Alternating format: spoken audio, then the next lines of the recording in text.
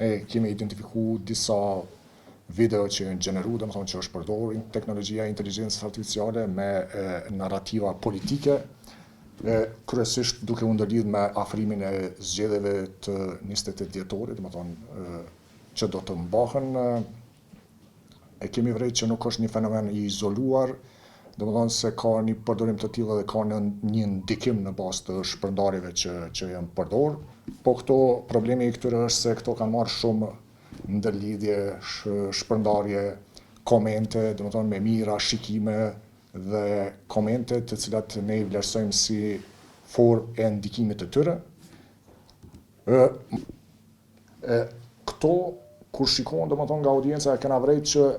ma shumë ndëgjohen se sa shikohen, për shkak se ju intereson se çka po thuhet, por nëse koncentroheni pak në këto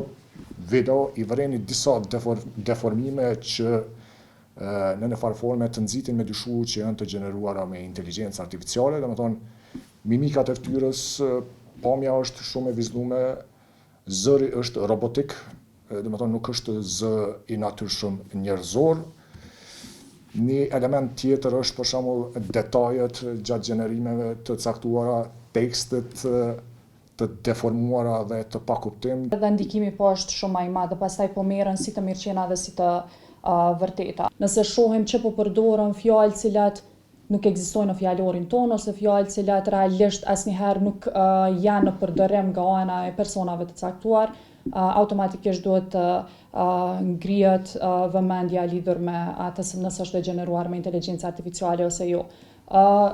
Përdorimi i madh i platformave sociale, sidomos i Facebookut dhe TikTokut, bën që audienca me qenë shumë e madhe, sidomos tek të rinjt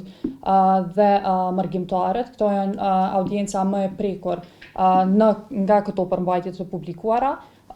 Gjitha këto probleme kanë bërë që Hibridinfo të marrë një iniciativë që në një mënyrë ndoshta të këshilloj